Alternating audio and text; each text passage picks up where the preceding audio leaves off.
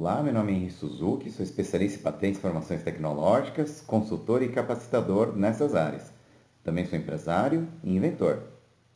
Mais que um prazer, é uma grande honra estar aqui com vocês no Cintiq, pois acredito que por meio de capacitação e compartilhamento de conhecimentos, podemos mudar nosso país. O título da minha palestra no Cintiq 2016 é Patentes e Informações Tecnológicas, o que todo mundo deveria saber. Bom, já que o título é o que todo mundo deveria saber, adianto aqui alguns dos principais pontos da nossa conversa em novembro. Vamos lá. Item número 1. Com a apropriação intelectual adequada, e patentes estão entre uma das mais importantes ferramentas para isso, a probabilidade de um inventor ganhar dinheiro com sua invenção é muito maior do que se ele não tiver proteção alguma. Item número 2. Embora software em si não seja patenteável, a funcionalidade conferida pelo software pode sim ser objeto de patenteamento, desde que atendidos os requisitos de novidade, atividade inventiva, aplicação industrial. Vamos lá. Item número 3. O fato de você ter uma patente não significa que você mesmo pode colocar sua invenção no mercado.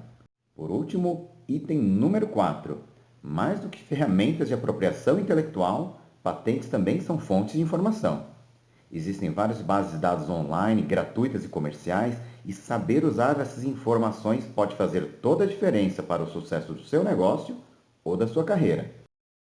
A agenda da nossa conversa será dividida em 3 blocos: inovação e propriedade intelectual em suas várias dimensões, com destaque a patentes, uso estratégico de patentes e informações contidas em patentes. Vamos lá. Inovação e propriedade intelectual. Neste primeiro item, eu gostaria de marcar o seguinte ponto. Com a apropriação intelectual adequada, a probabilidade de um inventor ganhar dinheiro com a sua invenção é muito maior do que se ele não tiver proteção alguma. Quando nós falamos em inovação, nós tratamos sobre a busca de um diferencial, a busca de diferenciação. Já a apropriação intelectual tem a ver com a busca de exclusividade, ou seja, dificultar que concorrentes possam simplesmente vir e nos copiar. Quando temos um diferencial que seja exclusivo, são muito maiores as nossas chances de termos retorno sobre o investimento. E investimento está grafado aqui com esse cifrão amarelo, não é por acaso, pois sem recursos, inclusive financeiros, não temos como reinvestir em inovação. Resumidamente, é o seguinte: nós podemos ficar dando mole para os nossos concorrentes e eles simplesmente virem e se beneficiar dos nossos esforços e criatividade. Se der para dificultar, se der para criar alguma barreira de entrada, muito melhor. Vamos lá. Próximo item da nossa pauta: propriedade intelectual em suas várias dimensões, com destaque a patentes. O foco da nossa conversa de hoje serão patentes. Escolhemos patentes pois elas são uma das formas mais importantes de apropriação intelectual e, ao mesmo tempo, são transacionáveis, ou seja, passíveis de serem vendidas, licenciadas. Mas antes de falarmos sobre patentes, eu gostaria de destacar que existem vários outros instrumentos para a apropriação intelectual. Para isso, eu vou usar esse slide que eu tomei emprestado de alguns colegas especialistas no assunto. Do lado direito do vídeo, temos o universo da propriedade industrial. São aspectos mais tecnológicos, mais hard, tais como topografia de circuito integrado, como os chips são desenhados, indicações geográficas, como por exemplo o vinho Bordeaux, queijo canastra, que tem a ver com as características relacionadas ao local, ao terreno, com determinados padrões de qualidade. Cultivares, novas variedades vegetais, patentes sobre as quais nós falaremos com maior profundidade, acesso à biodiversidade e conhecimentos tradicionais que até caberiam num terceiro universo à parte, marcas, logomarcas, logotipos, desenhos industriais que têm a ver com formatos, padrões visuais e que, assim como no caso de logomarcas, fica nessa interface aqui, meio do lado de cá, do lado de lá, com direitos autorais. Vamos lá. Do lado esquerdo do vídeo, nós temos o universo dos direitos autorais. Ele envolve criações artísticas, obras científicas, literárias, música, fotografia, programas de computador em si. Aliás, um aspecto muito importante para profissionais que atuam na área de TI é que a proteção conferida a programas de computador em si, ou seja, as linhas de programação, ao código-fonte, ela é regulada pela lei de software. A lei de software, inclusive, faz referência direta à lei de direitos autorais. E a proteção das linhas de programação se aproxima muito da proteção de obras literárias de forma geral. Mas aí uma coisa muito importante, estamos falando da proteção das linhas de programação, sobre como o software é redigido, e não da funcionalidade. Bom, vamos lá.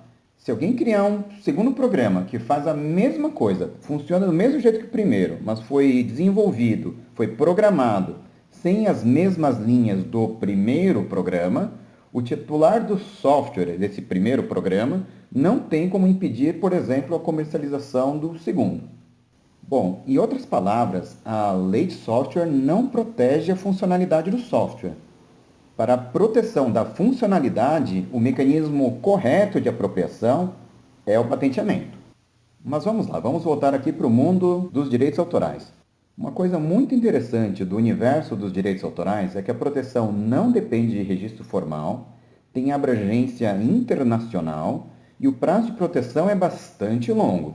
Só para vocês terem uma ideia, no caso de direitos autorais, são 70 anos a contar do início do ano seguinte à morte do último criador. No caso de coautoria do último que morrer. Morreu agora, né? Morreu em novembro. A contar de janeiro do ano que vem, mais 70 anos de proteção. No caso de software, o negócio não fica muito atrás. A proteção das linhas de programação, ela é de 50 anos a contar do ano seguinte da publicação. E quando não tem a data da publicação, o prazo é contado a partir da data de criação do software.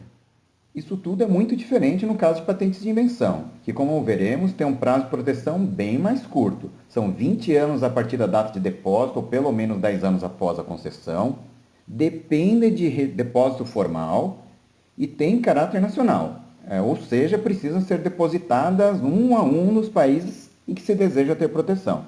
Já no caso de direitos autorais, como a gente viu, não depende de registro, é internacional e um prazo de proteção bem mais longo. Mas vamos lá, antes de seguir em frente, eu gostaria de abrir aqui parênteses. Como uma boa parte da nossa conversa de hoje será focada em patentes, eu gostaria de indicar para vocês um material muito legal que foi elaborado pela OAB do Rio Grande do Sul, que é a Cartilha de Propriedade Intelectual OAB-RS de 2015. Como vocês podem ver, a cartilha trata sobre vários mecanismos de apropriação intelectual. Inclusive, tem um capítulo específico sobre programas de computador. Aliás, deixa eu pular aqui já, direto para a página 20. Olha só, aqui dá para ver. Tem legislação aplicável, meios de proteção, se tem necessidade ou não de registro, como se obtém a proteção, prazo de proteção, abrangência de proteção. Vamos lá, na próxima página. Limites da proteção e exceções e tipos penais relacionados. Aliás, esses itens todos, para cada um das várias ferramentas de apropriação intelectual, a cartilha fala sobre esses itens todos. Aqui em limites de proteção e exceções temos uma coisa bem bacana, olha só. A cartilha diz explicitamente: no caso de patente de invenção que contém um software, ver capítulo Invenções a seguir. Tá aí, tá vendo? Só falta a cartilha OAB-RS falar também assim, ó, não perca os próximos capítulos em que falaremos sobre patentes de invenções. Mas vamos lá, brincadeiras à parte, para nós termos acesso aqui à cartilha da OAB-RS, basta nós virmos aqui ao Google e digitarmos aqui, ó, Cartilha de Propriedade Intelectual OAB-RS.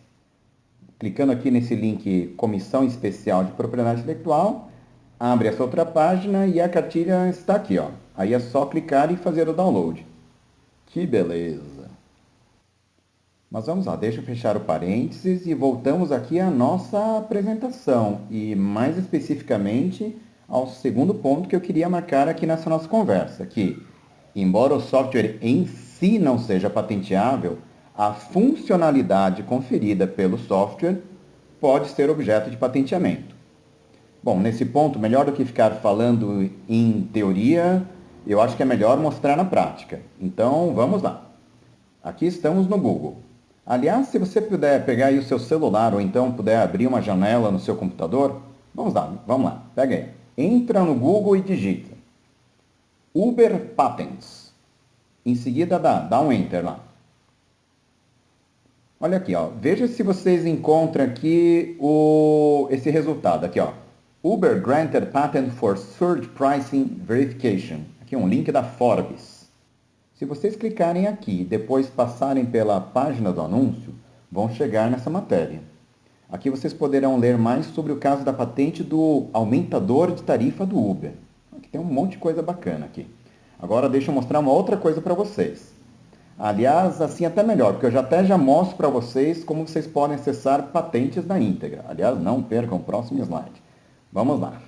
Vamos voltar aqui ao Google. Então, aqui no Google, vamos digitar aqui, ó, Espacenet. Depois, dá Enter ali. Aqui, ó. Vamos clicar agora aqui em Espacenet Homepage. Vai abrir essa outra página. Aqui nessa caixa, debaixo de onde está escrito Smart Search, vamos digitar o seguinte número. O S9305310. Vamos lá, repetindo, falando de um jeito um pouquinho diferente. O S, United States, 9305310. Depois vamos lá, dá Enter aí. Vai abrir essa página com os resultados. Aqui nessa página nós vamos clicar aqui, ó, aqui em cima desse número 1, aqui, ó, Enabling a user to verify price change for an on-demand service. Clica lá. Vai abrir essa outra página. Agora vamos clicar aqui, ó, aqui embaixo, aqui, ó, onde aparece o S9305310B2. Aqui, ó, clica em cima desse numerinho aí. Vai aparecer a patente aqui, ó, tá vendo? Agora vamos lá, aqui, ó, aqui do lado, tá vendo essa setinha aqui do lado de download? Vamos clicar lá. Ele vai pedir para digitar o número que aparece, a gente digita aqui o número, vamos lá, vamos digitar o número. Depois, vamos lá, vamos clicar Enter. Ou então, clica ali onde está escrito Submit, no botãozinho lá. Bom, aí a patente vai baixar, tá aqui do lado, aqui, ó. Bom, quando terminar o download, a gente clica aqui no ícone e aí, vamos lá. Aqui temos agora no nosso computador, ou então no nosso celular, a patente aqui integral em formato PDF. Para quem nunca viu uma patente, ou para quem nunca viu uma patente de invenção implementada por software, aqui temos a patente do Uber para o sistema que eles inventaram para aumentar a tarifa.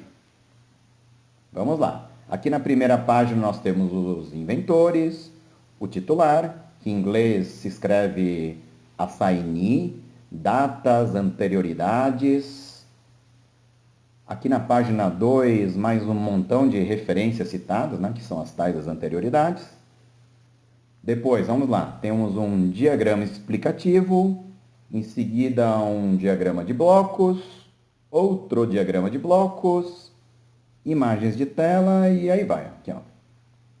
Um outro diagrama explicativo, mais um diagrama explicativo e aqui, finalmente, aqui, ó, começa o texto. Primeiro, uma referência a pedidos de patentes relacionados, depois os antecedentes da invenção, o background, depois uma breve descrição dos desenhos, a descrição detalhada da invenção. E aqui temos, vamos lá, 1, 2, 3, 4, 5, 6, 7, 8 páginas. E aqui no final nós temos as reivindicações, que se chamam claims em inglês. Aqui, ó, tá vendo aqui, ó? What is claimed is. E aí nós temos aqui a reivindicação número 1, que é sobre um método de blá, blá, blá, blá, blá. Na página seguinte, a continuação da reivindicação 1 e várias reivindicações dependentes. Aliás, reivindicações dependentes são todas essas que citam de acordo com a reivindicação anterior. Então, se é de acordo com a anterior, ela é dependente da anterior. Depois aqui temos mais uma reivindicação independente, essa daqui de número 9, agora sobre um sistema de computação, Computing System. E aí depois vocês podem ver aqui uma referência específica a elementos de hardware, tá vendo aqui, ó? Display, interface wireless, memória, processador, e aí vai. Bom, mais reivindicações dependentes, agora essas aqui dependentes da reivindicação 9. Mais para frente aqui, uma nova reivindicação agora de número 17, sobre um Non-Transitory Computer Readable Medium. Aqui eu não vou nem me arriscar a traduzir, armazenando instruções, diririri, ororó e aí por diante. Mais algumas reivindicações da 17, e aí vai, né? Ufa! Bom, nesse slide aqui eu voltei e dei um zoom no início das reivindicações. É por aqui que normalmente nós começamos a ler uma patente para entender o escopo de proteção. Tá? Então, o escopo de proteção da patente ele é definido com base nas reivindicações, interpretado com base em relatório descritivo, nos desenhos, e aí vai. Eu não vou entrar em detalhes sobre como interpretar as reivindicações, porque eu vou indicar daqui a pouco um outro vídeo em que eu explico essas coisas de forma um pouco mais detalhada. Tá? Hoje aqui vai ficar muito pesado falar sobre isso tudo. Bom, mas deixa eu voltar aqui para a nossa apresentação no ponto em que nós paramos. Vamos lá. Bom, nós estamos vendo aqui que existem diversas formas de apropriação intelectual, são ferramentas distintas e complementares, cada uma tem suas particularidades, e que explicações mais detalhadas a gente pode ver naquele guia da OAB do Rio Grande do Sul que eu indiquei para vocês. Eu fiz questão de mostrar essa patente aqui do Uber por dois motivos. Né? Em primeiro lugar, para mostrar na prática que, diferentemente do que muita gente pensa ou muita gente possa ter ouvido, patentes se aplicam sim para proteções de invenções implementadas por software. Tem gente que fala, não, eu trabalho com software, patente não se aplica à minha área. Muito pelo contrário, basta a gente ver aí a patente do Uber. Aliás, eu não sei se vocês perceberam, mas quando a gente estava olhando lá a patente do Uber, ela não tem nenhuma linha de programação. Ela tem apenas a descrição, os diagramas de bloco, os diagramas explicativos e ali umas fotos de tela. Vocês perceberam ali que não tinha nenhuma linha de programação ali. Então isso aí evidencia ainda mais, né? Porque a questão das linhas de programação, a gente fala da proteção pela lei de software, tem a ver com o registro de software. No caso de patentes, a gente vai falar da funcionalidade, e aí é uma coisa super bacana, né? Porque muito antes de você ter programadores, programar uma série de coisas, né, que vai muito tempo, vai investimento, se você tem a ideia da funcionalidade, e aí que está o coração, muitas vezes, da ideia, você já pode pensar no depósito de uma patente. Aliás, vai depositar a patente, inclusive antes de conversar com alguém que vai programar o negócio, porque senão você vai começar a revelar as coisas aí, corre o risco de alguém roubar a sua ideia. Bom, feitas essas considerações iniciais, e para mim, se vocês guardarem na cabeça, principalmente quem trabalha com TI, que patente se aplica sim à proteção da funcionalidade do software, eu já vou estar contente aqui na minha missão de hoje, que é conversar com vocês. Mas vamos lá, deixa eu entrar aqui no próximo bloco, que eu vou me aprofundar um pouco mais nesse mundo aqui que a gente está falando, que é o mundo das patentes. Vamos lá, feitas essas considerações iniciais, vamos então para o nosso próximo bloco. Esse próximo bloco é o que eu apelidei aqui de tudo o que gostaríamos de saber sobre patentes e não tínhamos com quem conversar. Então vamos lá, o que é patente, o que é patenteável, o que não é patenteável, como é o documento de patente, como ele define o escopo de proteção e como é o processo de patenteamento. Vamos lá, item número 1 aqui, que é patente. Tem uma definição sobre patente que diz o seguinte: patente é um título de propriedade que confere ao seu titular o direito de impedir terceiros explorarem sua invenção em um determinado território por um limitado período de tempo em troca da descrição da invenção. Eita, mas ninguém merece ter que engolir um conceitão desse de uma vez só, né? Então, vamos aqui digerir aos pedaços. Vamos lá. Primeiro, patente é um título de propriedade previsto em lei, no caso aqui do Brasil, nós temos essa lei 9.279/96. Aliás, não precisa nem anotar o número da lei, vai lá no Google e digita lá, lei de pá, ele vai completar patentes para vocês. Beleza. Clicou ali, vai aparecer esse link do Planalto da nossa lei de patentes, que inclusive tem as modificações que vieram posteriormente a 96.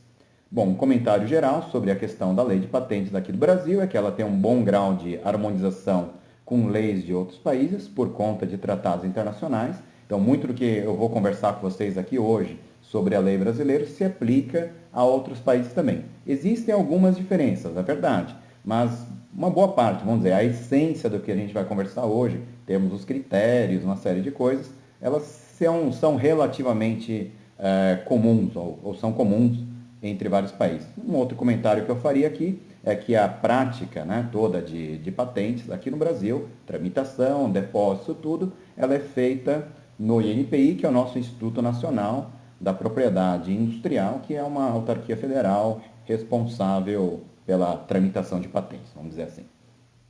Vamos lá. Item número 2.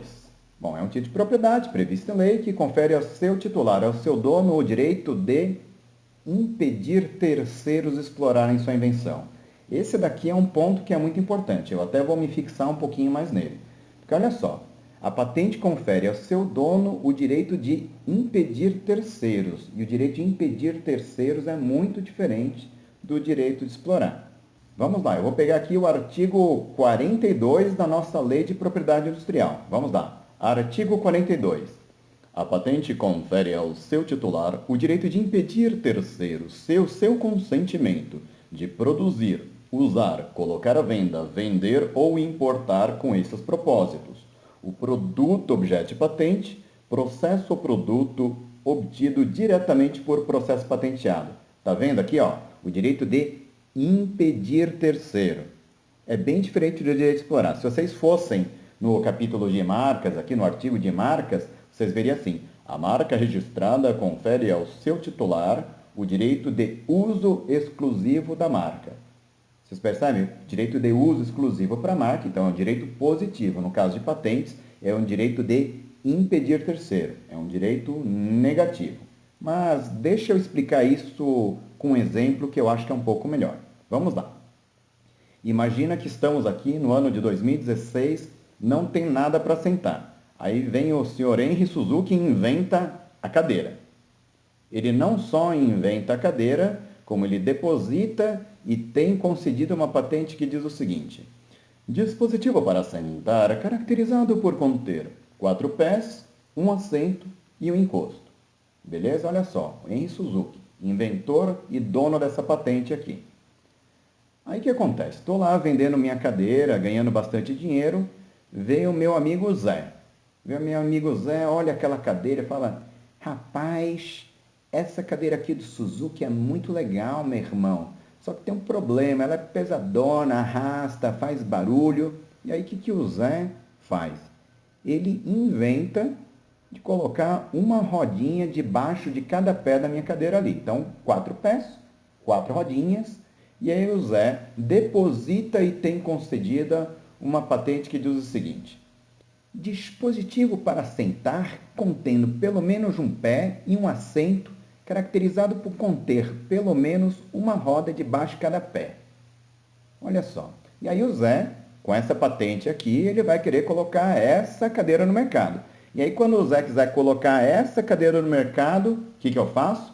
Eu olho para lá, olho para a cadeira do Zé ali e falo: ô Zé, essa sua cadeira aí, ela tem 4 pés? Tem. Tem um assento? Tem. Tem um encosto? Tem. Está coberto pela minha patente, então pode tirar o cavalinho da chuva, pode tirar esse negócio do mercado aí. E aí o Zé fala: ô Suzuki, tu não está entendendo, meu irmão. Aqui, eu tenho uma patente aqui dessa cadeira aqui com rodinha aqui debaixo de cada pé. E aí eu falo: ô Zé, você pode ter a patente, mas a sua patente te confere o direito de impedir terceiros, não de explorar necessariamente. Aliás, a minha patente também. Então, se tem 4 pés, assento e encosto, pode tirar do mercado. Aí vamos ao contrário. Eu, Henry Suzuki, inventor da cadeira, eu que quero colocar essa cadeira aqui com 4 pés, assento, encosto e rodinha debaixo de cada pé aqui no mercado. Exatamente essa cadeira. Quando eu quiser colocar essa cadeira no mercado, o que meu amigo Zé vai falar? Ô, meu irmão, pera aí, não é assim também não, hein? Se eu entendi bem, se tiver assento, um pé pelo menos um pé e uma rodinha debaixo de cada pé, está coberto pela minha patente também. Então, tu não vais colocar essa cadeira aí no mercado também. Se eu não posso, tu também não pode. Deu para entender como funciona? Mas eu vou além ainda, aqui no meu exemplo. Vamos lá, eu tenho a minha cadeira. E aí vem a minha amiga Maria e inventa de fazer um dispositivo para sentar contendo pelo menos um pé e um assento, caracterizado por conter adicionalmente pelo menos um braço. Olha só. Então a Maria vai lá e tem essa patente aqui dela também depositada e concedida. E aí, como se não bastasse isso, vem ainda minha amiga Joana e inventa de colocar um bracinho ali no braço da cadeira e ela deposita uma patente, tem uma patente concedida que diz o seguinte: dispositivo para sentar, caracterizado por conter um pé e um assento, pelo menos um braço, e caracterizado por conter adicionalmente pelo menos uma mesa ligada a um dos braços. Deu para entender o negócio aqui? Então, olha lá. Então, eu, Henry Suzuki, inventor e titular dessa patente aqui. Se eu quiser colocar no mercado uma cadeira que tenha braço e que tenha mesinha, pelo menos eu vou depender de duas outras pessoas. Eu vou depender da Maria e vou depender da Joana também. E se eu quiser colocar essa cadeira aqui, com braço e mesinha, e ainda com rodinha debaixo de cada pé, eu ainda vou depender do meu amigo Zé. Deu para entender? Então, o fato de eu ter uma patente sobre a cadeira não quer dizer que eu posso colocar qualquer cadeira no mercado. Eu posso acabar... aliás, em relação a patentes, eu tenho que tomar cuidado para não esbarrar em patentes de terceiros. Só para dar um outro exemplo, se eu tivesse alguém que tivesse ali um dispositivo para sentar contendo um assento e pelo menos um pé, eu não poderia colocar a minha cadeira com assento e 4 pés. Porque quem tem 4 pés, tem pelo menos um pé, eu esbarraria nessa patente desse terceiro que teria ali, a patente da banqueta do boteco ali, ok? Mas vamos lá, seguindo adiante aqui. Bom, então com esse exemplo aqui eu marco aquele terceiro ponto sobre o qual nós já falamos ali em cima, né? Que é o fato de você ter uma patente não significa que você pode colocar sua própria invenção no mercado. Por quê? Você pode até ter uma patente, mas se alguém tiver uma patente que cobre os componentes da sua invenção, aquele terceiro também pode te deixar fora do mercado. Ok? Então, essa é uma coisa muito importante. Talvez os conceitos mais importantes que eu teria para conversar aqui com vocês hoje em relação a essa história de patentes. Ainda em relação a patentes, tem a questão da territorialidade. Então, em um determinado território, não existe patente mundial, não existe patente Mercosul, existe até tramitação regional ali na Europa. Mas, mesmo lá, para uma patente ter efeito, ela tem que ser depois depositada e concedida em cada um dos países. E essa história aí pode custar um pouquinho caro. Bom, já que eu falei de um pouquinho caro, vamos falar um pouquinho sobre quanto custa depositar uma patente, né? Para você depositar uma patente só aqui no Brasil, como pessoa física, de taxa você não vai gastar nem R$100. Faz lá, redige sua patente, paga a taxa online, faz o upload lá para o NPI, você não vai pagar isso. Claro que para você fazer uma boa redação, diz aquilo, talvez você tenha que contratar aí alguém para te ajudar, né? Mas, vamos falar, se você redigir sozinho e é possível você fazer isso, você vai gastar aí de taxa aqui no Brasil em torno de R$100, né, para pedir. Depois tem as anuidades, pedido de exame e tudo. Mas assim, são taxas R$300, R$400, tal. Nada que um mortal qualquer aqui, um cidadão, não possa bancar por conta própria. Agora, para fazer depósitos internacionais, aí começa a custar mais caro, né? Então, se você juntar tradução, taxa, procurador para fazer depósito em outros países, né? Então vai custar aí em torno de 3 a 5 mil dólares para você fazer o pedido de patente em outros países. Isso em cada um deles, né? Então, vamos lá, quer Japão, China, Estados Unidos, vamos lá. Então, 3 mil dólares para cá, 5 mil dólares para lá e assim por diante. Então, essa história de fazer depósitos internacionais pode custar um pouco caro. Mas vamos lá, deixa eu voltar aqui para o nosso conceito de patentes. Outro conceito muito importante é que a patente, quando você deposita, ela tem um prazo de vida e o prazo de validade da patente aqui no Brasil é de 20 anos após o depósito, ou pelo menos 10 anos após a concessão, no caso de patente de invenção. Tem um outro tipo de patente que chama patente modelo de utilidade, não vou entrar aqui em detalhes, 15 anos após o depósito, pelo menos 7 anos após a concessão. Aqui o mais importante que eu queria marcar aqui com essa história de limitado período de tempo é saber que você depositou uma patente, você sabe que um dia ela vai morrer. Bom, por último aqui a gente tem troca da descrição da invenção. Então, aqui o ponto que eu queria marcar com vocês é assim, olha lá. O escopo de proteção da patente depende da descrição da invenção. Então, esse primeiro ponto é assim, né? Uma patente que não conta o pulo do gato não protege o pulo do gato. Se o gato começar a pular no quintal do seu concorrente, não tem nada contra você fazer contra o gato saltitante se você não descreveu justamente o tal do pulo do gato. Bom, mas aí tem uma outra questão aqui, que em determinados casos, eu diria até que na maior parte dos casos, a manutenção de segredo industrial pode ser mais adequada. Mas como assim segredo industrial? Bom, segredo industrial é tudo aquilo que é segredo, o dono toma conta para manter aquilo em segredo e que tem valor porque é secreto. Okay? O maior exemplo que a gente tem é a fórmula da Coca-Cola, que inclusive eu uso como exemplo no outro vídeo que eu vou indicar para vocês aqui. Mas vamos seguir aqui adiante. Vamos lá. O que é patenteável? De acordo com a nossa lei, é patenteável a invenção que atenda os requisitos de novidade, atividade inventiva e aplicação industrial. Mais um conceito grandão. É patenteável a invenção que atenda aos requisitos de novidade, atividade inventiva e aplicação industrial. Vamos lá, conceito grande, a gente come os pedaços. Bom, em primeiro lugar, novidade. Questão da novidade, novidade absoluta. Né? De acordo com a nossa lei, é nova toda invenção que não está contida no estado da técnica. E o estado da técnica, ele é composto por tudo aquilo tornado acessível ao público, em qualquer meio, qualquer idioma, em qualquer lugar do mundo, antes da data do depósito da patente, com algumas exceções. Em outras palavras, a novidade é novidade absoluta, não é o mérito da invenção. Se você inventou uma coisa, mas alguém já inventou antes e divulgou aquilo de alguma forma, tornou aquilo acessível ao público, mesmo que você tenha de verdade inventado, você não consegue patentear porque vai carecer de novidade. Segundo item, atividade inventiva. A atividade inventiva, basicamente, ela não pode ser uma invenção óbvia para um técnico no assunto à luz daquilo tudo que já existe. É uma questão um pouco mais subjetiva, essa história, o que pode ser óbvio para mim não é óbvio para outro, mas vamos lá. Então, tem que ser novo, não pode ser óbvio, e por último, tem que ter aplicação industrial.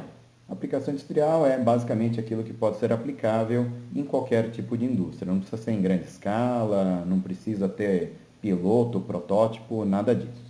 Vamos lá, próximo item aqui, o que não é patenteável. Bom, de acordo com a nossa lei, uma série de coisas não são patenteáveis, então o que for contrário à moral, aos bons costumes, segurança, ordem, saúde pública, algumas tecnologias aqui que são relacionadas a transformações do núcleo atômico, então tecnologias nucleares, toda ou parte de seres vivos, exceto micro-organismos transgênicos, né? E que mais? Também não se considera invenção nem modelo de utilidade, logo não são patenteáveis, uma série de coisas, e aqui, ó, vamos lá. Por exemplo, aqui, ó, item inciso 5º, aqui, ó, programa de computador em si. Aliás, a gente já falou disso.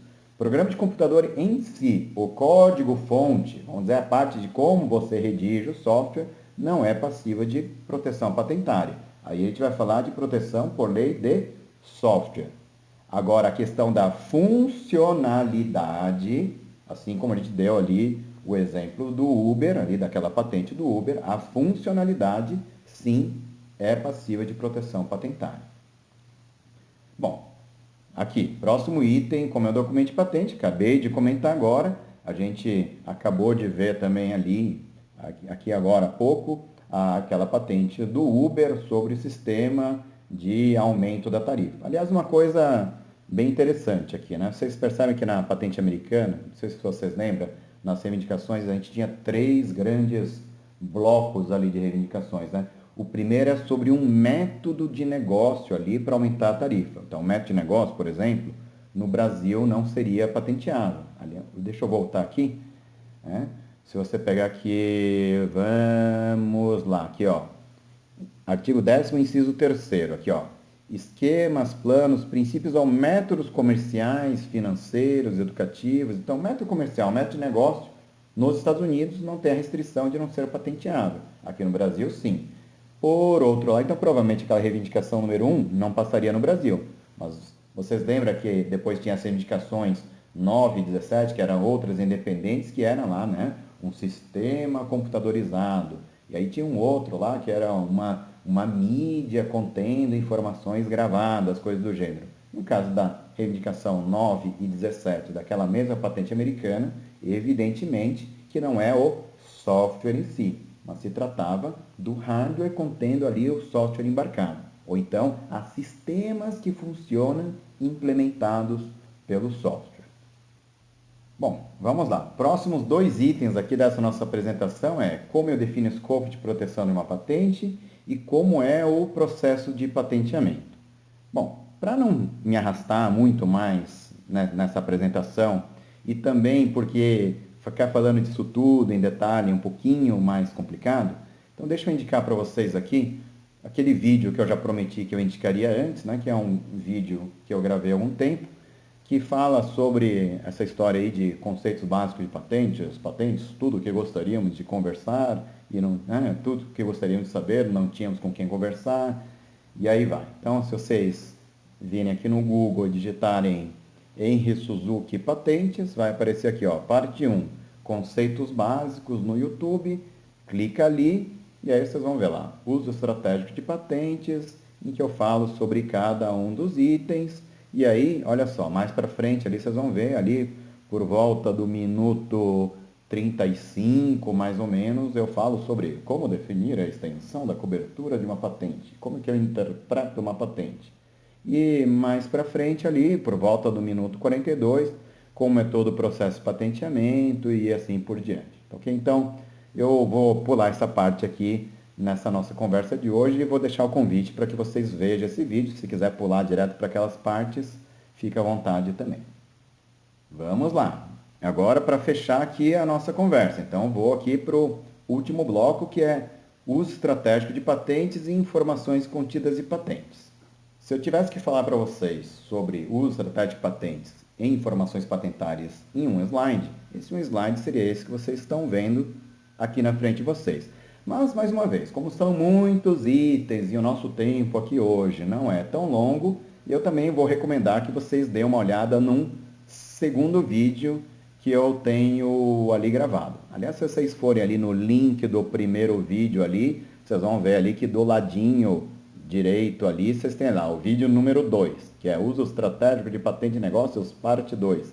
Aplicações práticas com tal do senhor Henry Suzuki. Aliás, o slide que vocês estão vendo lá, que é uso estratégico de patente, informações patentárias, o meu amigo Henry Suzuki lá, ele fala exatamente isso. Se eu tivesse que mostrar tudo isso para vocês em um slide, esse um slide seria isso daqui, ok? Bom, então ali eu entro em todos esses itens detalhadamente, e aqui na nossa conversa de hoje eu vou fechar aqui no item número 3, aqui, que é mapeamento de segmentos tecnológicos, que é uma forma de mostrar para vocês como a gente usa patentes como fonte de informação tecnológica, né? Então, mapeamento de segmento tecnológico nada mais é do que um jeito pomposo de falar, né?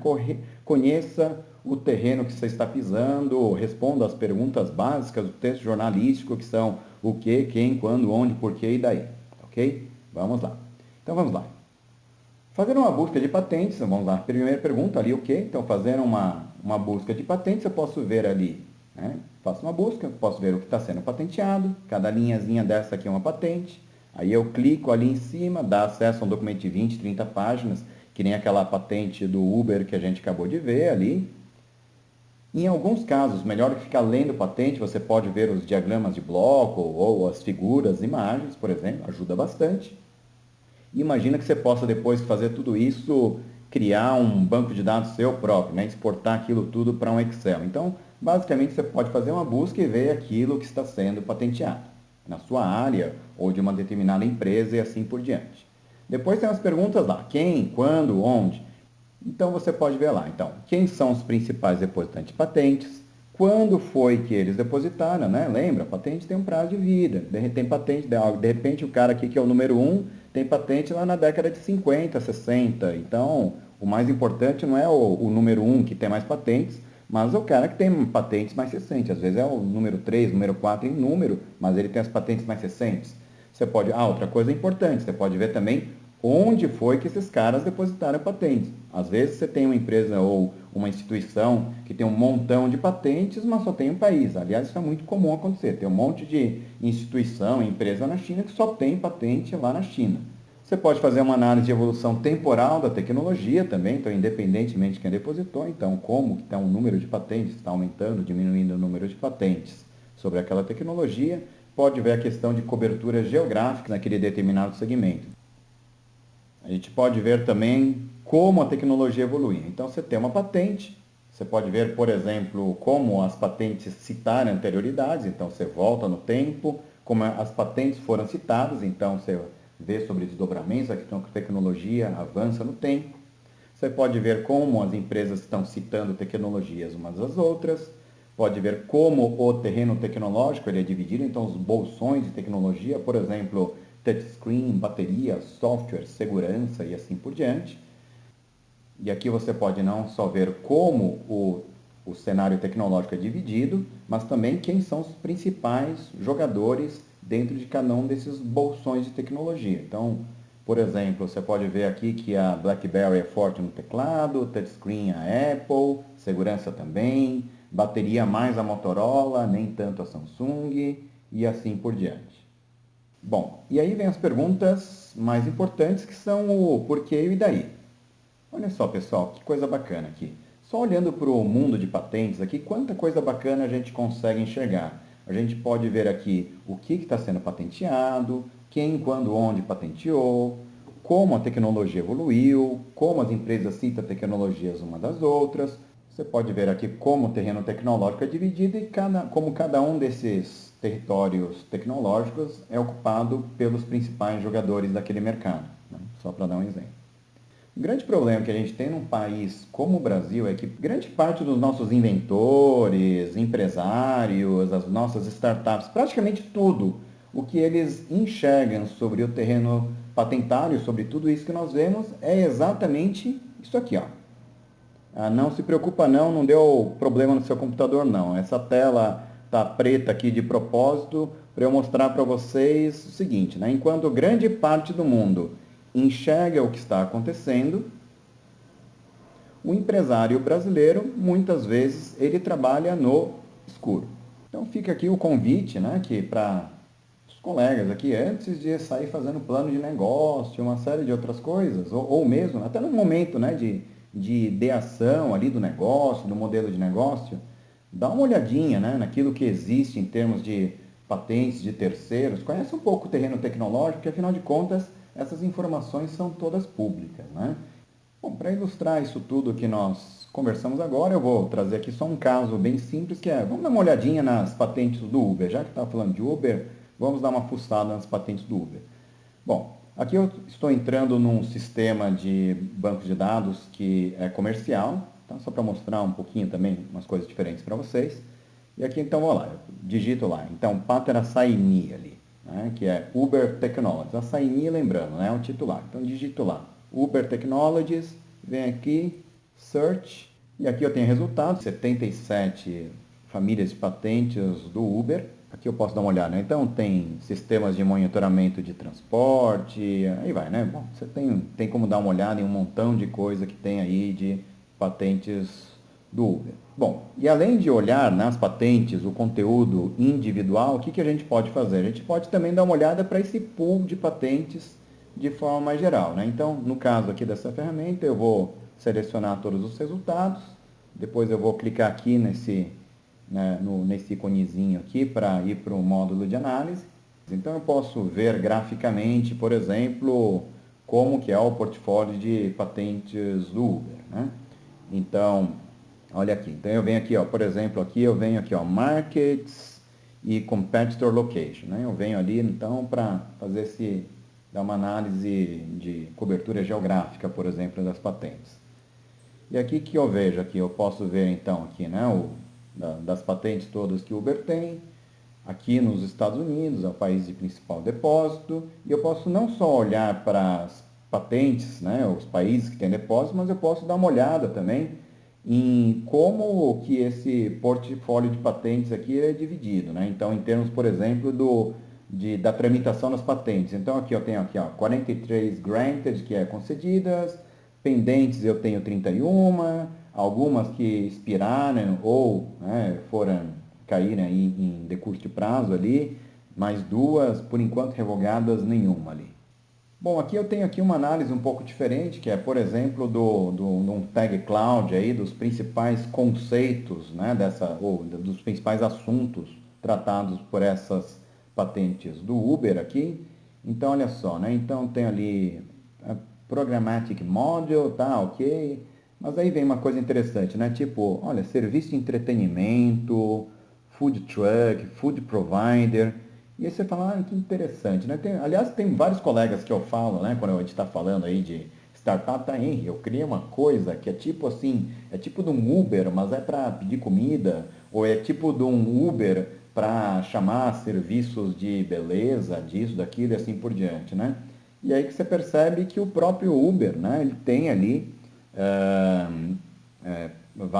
as patentes deles já tratam sobre esses assuntos, né? Então, olha só, eu posso depois fazer um refinamento dessas patentes do Uber, por exemplo, e, né, fazer uma busca adicional ali. Deixa eu cruzar as patentes do Uber, então, com alimentos, sei lá, coisa do gênero, né? E aí você vê aqui, por exemplo, algumas patentes do Uber, né? E aí mostrando, né, que as patentes deles não falam só sobre transporte, mas também falam sobre food delivery, food truck, entertainment. Tem até um negócio aqui, ó, banda de mariachis, né? Umas coisas assim meio, né, seja lá de onde os caras tiram essas coisas. Mas é só para mostrar isso mesmo, né, que a partir do momento que você tem uma empresa, por exemplo, você pode dar uma olhada em que outros segmentos, que outros assuntos ela pode estar pensando ou ela pode já ter pensado quando fez o depósito das suas próprias patentes.